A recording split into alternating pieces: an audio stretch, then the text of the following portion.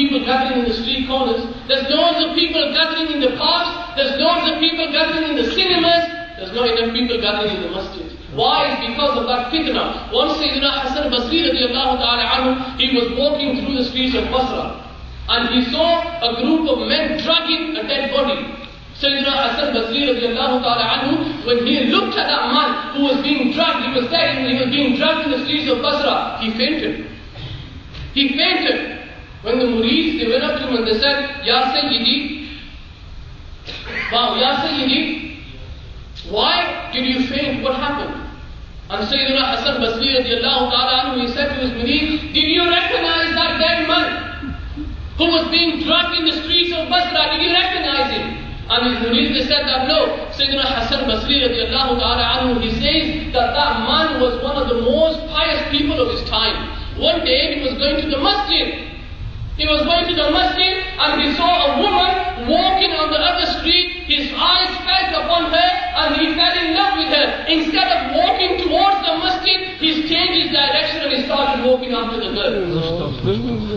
Look how the shaitan is working. There is a man who's going to the masjid, but the shaitan has redirected him. He is going on the path of hell now. He walked after that girl. He went up to that girl and he said, and he proposed to her, I want to marry you. And the girl, she said that, I am a kafir, I am a Christian, you're a Muslim, we can't get married. And she said that, well, if you want to marry me, then there is one thing you need to do, and that is you leave your religion, you accept our religion, and we can get married. So this young man, he went home. Imagine, think to yourself, he was the one who was walking to the masjid.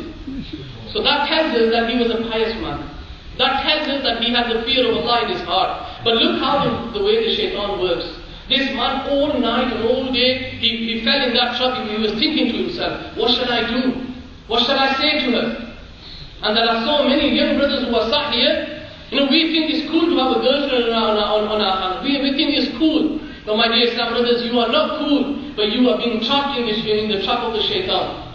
This young man, he went up to that girl and he knocked on her door and he said, that proposal you said to me, I accept that. He became a Muslim. But you have to marry me. And that young girl, she replied to him, oh foolish man, you cannot be faithful to your religion. How can you be faithful to me? Listen, last night I had a dream. And in that dream, the angels were dragging me towards the fire of hell. And then a voice was heard, don't throw this girl, but throw this man, meaning you. That the angels, they grabbed hold of you and they threw you in the fire of hell instead of me.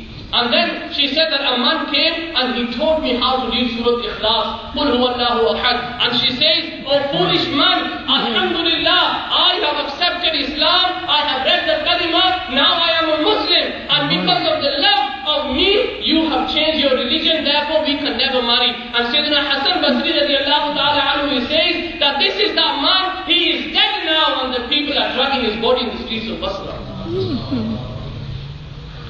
My dear Islamic brothers, adultery, I'm afraid, is so common today. It is so common today that we can ask the ulama. One mufti sahib who I know, he says that the first fatwa I had ever had to write when I came to the UK was about adultery. That was the first fatwa. And he goes, there are so many fatwas I'm giving out because of talaq. There are so many fatwas I'm giving out. People are asking these questions. My dear Islam brothers, the punishment of someone who commits adultery, the punishment, the Prophet ﷺ, he says, on the day of judgment, an adulterer will be given a shirt made out of fire. And that fire will be put into his eyes. He will be wrapped around with chains made of fire. And then the Prophet ﷺ, he says, then that man who committed adultery and that woman who committed adultery, they will be thrown into a pit, will be full of snakes and scorpions. What do we know what the fire of hell is? We keep on hearing about the fire of hell. We keep on hearing from the scholars how scary that even that thought of the fire of hell is. Listen to what the fire of hell is. The Prophet ﷺ, he says that the fire of hell will be tied with 70,000 chains. The hell will be tied with 70,000 chains, and 70,000 angels will be pulling the chains of hell. They They will bring hell forward. And the Prophet ﷺ, he says, if the fire of hell is so hot, if the person was taken out of the fire of hell and put into the fire of this dunya, he will go to sleep. Because the fire of hell is 70 times more hotter than the fire of this dunya. That is the punishment of a person who commits adultery. There are so many punishments in the world, but we don't have a Sharia law in the world now.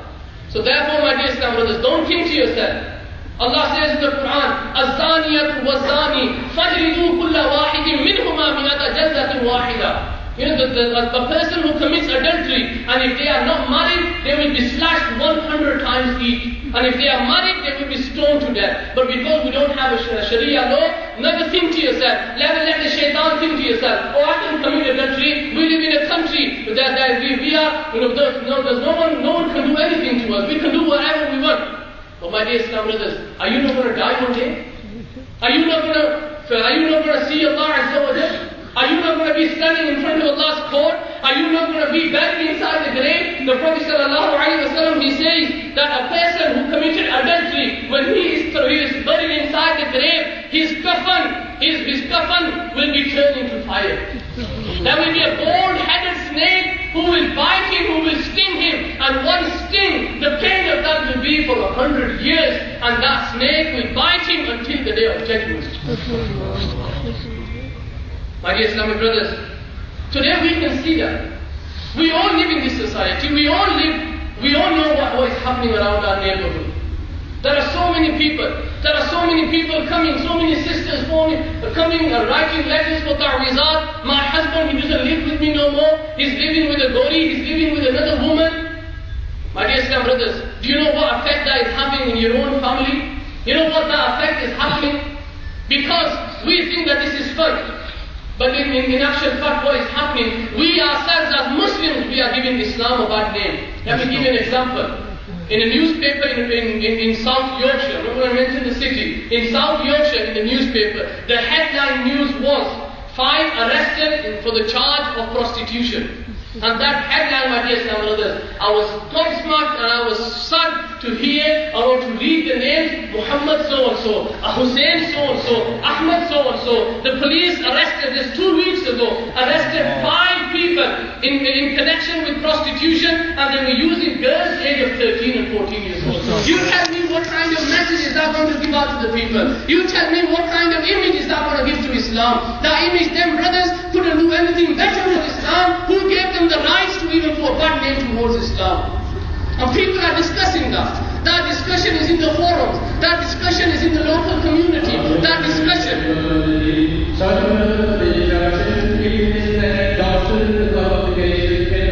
This because there are some sisters who are signed the Itjima as well upstairs. I don't want to mention that, but we can imagine what is happening to our sisters as well. The way our sisters are dressing up today, the way they are dressing up in the weddings, the way they are dressing up at parties. We are seeing that. There is a nightclub, 97% of the people who are dancing at night, all night, and drinking sharab are Muslims. My dear Islam brothers, these things are just getting out of control. These things are just getting out of hand, and we should realize, as Muslims, it is our duty. Balighu anni walau ayah, pass on from me whatever you know. If we know something about Islam, we need to work together. We need to unite the whole community. This is not a one-man job. This is not a one-family job. This is a job for the whole family. Look at our youngsters today. My dear Islam brothers, you see our youngsters, majority of them, I'm talking about my own opinion, I'm talking about my own vision to what I am seeing today. These youngsters, when they leave the masjid, you know where you will find them? You will not find them sat at home reading the Quran. You will find them crawling in the night in the town centers at night. These brothers who spent 4 or 5 years learning the blessed book of Allah are now in the town centers dancing in the nightclubs. You will see them in the street corners. But my dear Islam brothers, when are we going to wake up? And for those brothers who are trapped in this, and we can see that one Islamic sister, she came up and she goes, my husband, I found out he's having an affair with someone. And she goes, every night when he comes home, he hits me, he hits the children. You are now